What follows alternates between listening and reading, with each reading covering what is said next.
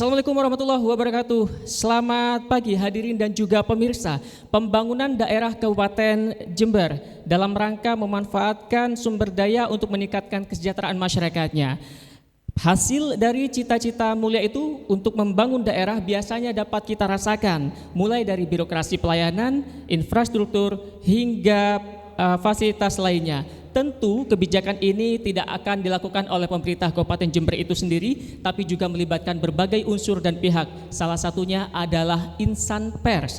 Lalu seperti apa kemudian pers bisa mengawal pembangunan daerah berkelanjutan? Saya Muhammad Solihin akan mengawal talkshow hari ini bersama para narasumber yang berkompeten di bidangnya. Terlebih dahulu saya perkenalkan narasumber saya yang pertama. Beliau adalah Bupati Jember, Bapak Hendy Siswanto. Selamat pagi Pak, apa kabar? Baik, alhamdulillah. Assalamualaikum warahmatullahi wabarakatuh. Waalaikumsalam warahmatullahi wabarakatuh. Minal aidin wal faizin, sebelumnya saya sampaikan untuk Pak Hendy semakin segar saja, begitu Pak ya. Baik, langsung saja narasumber kami yang kedua, beliau datang dari Kota Surabaya. Beliau adalah M. Lutfi Hakim, Ketua Persatuan Wartawan Indonesia Jawa Timur. Selamat pagi Mas. Tak kalah sumringah dengan Pak Hendy. Selamat datang di Kabupaten Jember. Ya, terima kasih. Terima kasih. Dan narasumber saya yang ketiga, beliau juga terbang jauh-jauh dari Jakarta pemirsa. Beliau adalah Ketua Dewan Pers Nasional, Dr. Nini Rahayu. Selamat pagi. Selamat pagi. Saya panggilnya Mbak atau Ibu kalau begini, kelihatan awet muda sekali. Boleh. Baik, Dokter, selamat datang di Kabupaten Jember. Selamat mengikuti acara ini. Baik, mungkin langsung saja ke poin pertanyaan awal.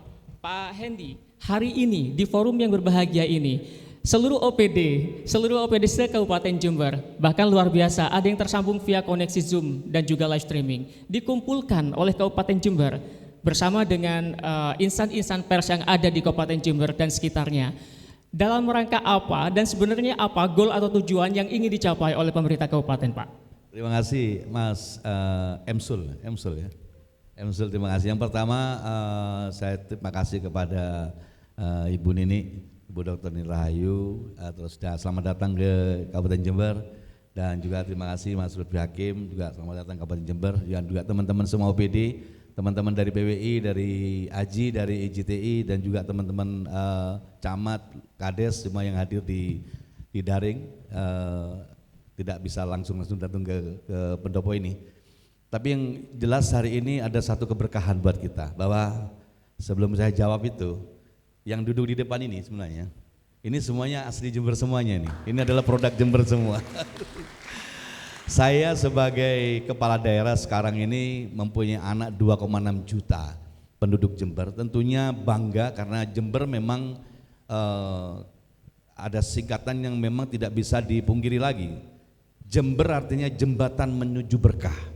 Luar biasa, Jember jembatan menuju berkah. Bagaimana tidak berkah? Yang di samping kiri kami Ibu Dr. Nini Rahayu, beliau adalah Ketua Dewan Pers Nasional yang luar biasa. Beliau dari Jember, lulusan Jember dan asli Jember, putra-putrinya lahirnya di Jember juga. Luar biasa, sekarang eksis di nasional untuk negeri, berkah untuk negeri, tapi dari Jember, yang luar biasa. Sebelah kanan kami Mas Lutfi Hakim, beliau juga dari Jember, aslinya dari Kalisat. Masya Allah ini, asli Jember semua. Dan saya juga sama asli Jember. Mudah-mudahan moderatornya juga asli Jember juga. Asli Jember Pak, Putra daerah Jember Pak. Baik, jadi kami dapat pertanyaan apa yang melandasi hari ini kita jumpa.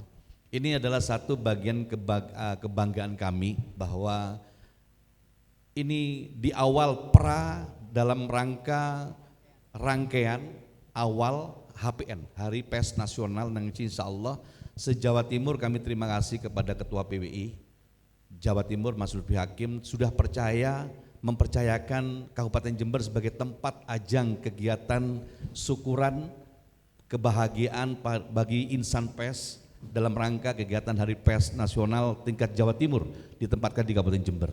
Nanti akan dilaksanakan tanggal 27 dan 28. Dan insya Allah Pemkab Jember akan mengiringi serta mensukseskan Hari Pers Nasional itu. Dan harapan kami juga ke depan Hari Pers Nasional untuk tingkat nasional juga ditempatkan di Kabupaten Jember. Ini harapan kami. Ini cita-cita besar kami seperti itu. Kenapa seperti itu? Karena kami yakin bahwa pers ini ada pemerintah juga harus ada pers. Tidak Tidak boleh itu, ada pemerintah saya tidak ada pers, karena pers inilah yang menendang kemana-mana kita menjadi hebat karena pers salah satunya di dalamnya. Maka salah satu hari ini besok ini kegiatan 2728 itu teman-teman datang se-Jawa Timur. Yang menguntungkan kami apa? Banyak sekali di samping di pers itu sendiri, insan pers sendiri, lebih dari itu bahwa kawan-kawan yang datang ini para jurnalis luar biasa semua yang akan memblow up tentang cerita Jember.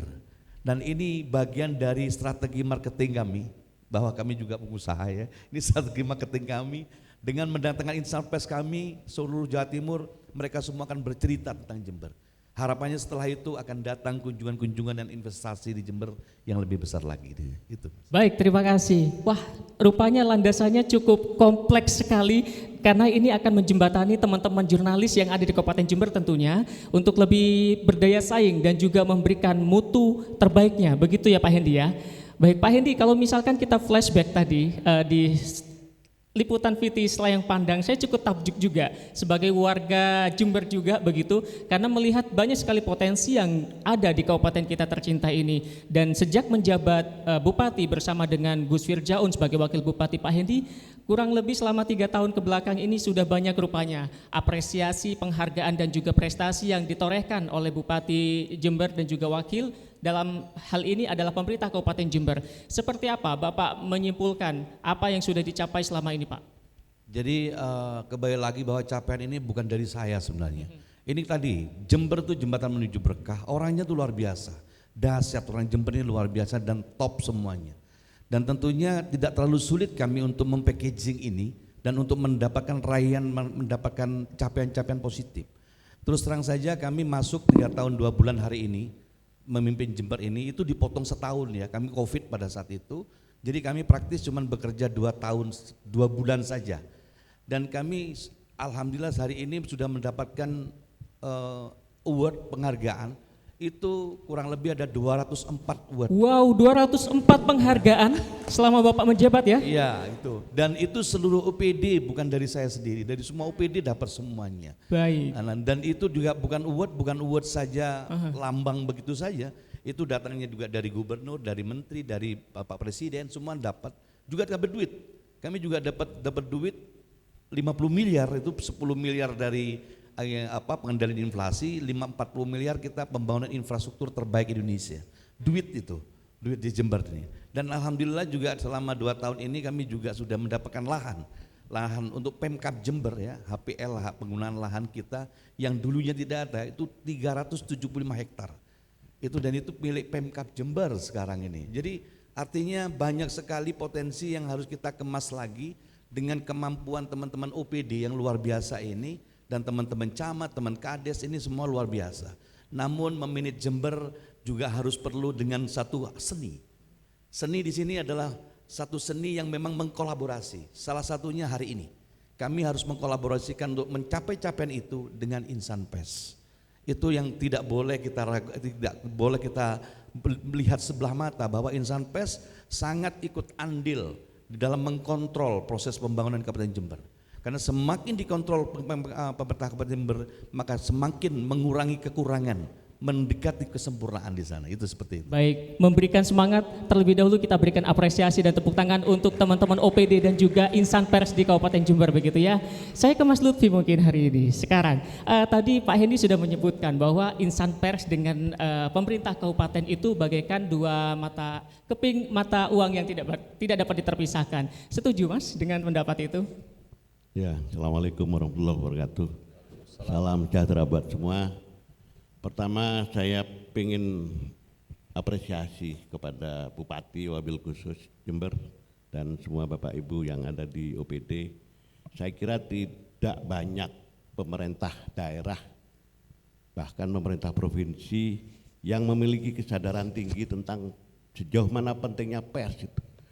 Pagi ini kita menyaksikan bagaimana kemudian Pemda Jember membuat acara khusus, dan ini bukti bahwa Pak Bupati dan Bapak Ibu sekalian itu memiliki kesadaran yang tinggi betapa pers itu penting dalam proses pembangunan. Saya kira ini tidak banyak, ini perlu kita apresiasi. Gitu.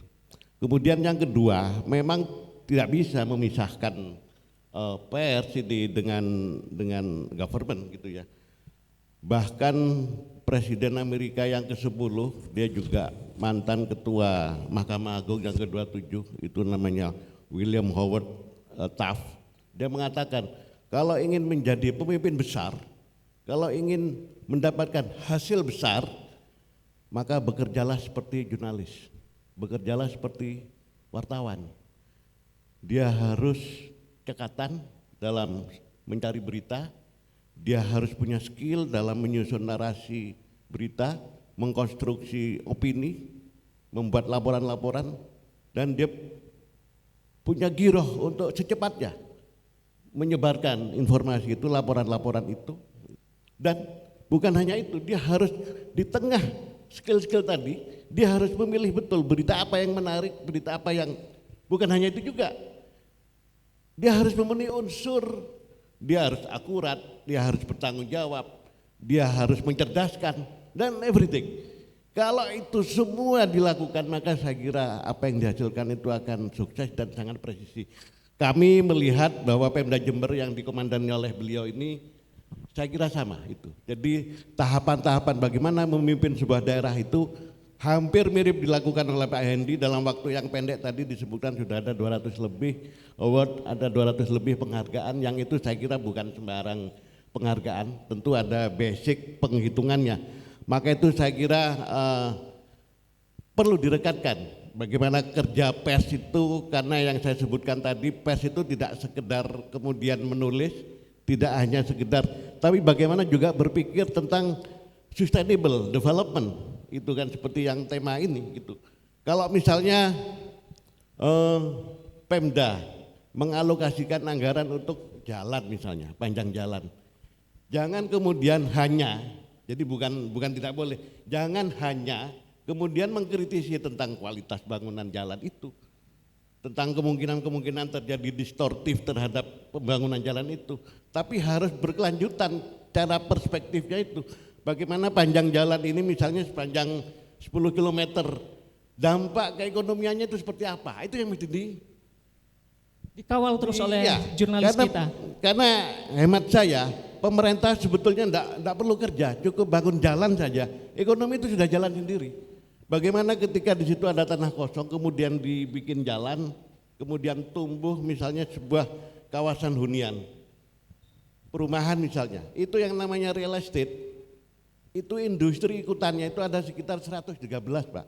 Mulai dari depan pagar, paving masuk, kemudian ada apa namanya atap, ada kayu, ada sampai ke belakang, sampai ke toilet.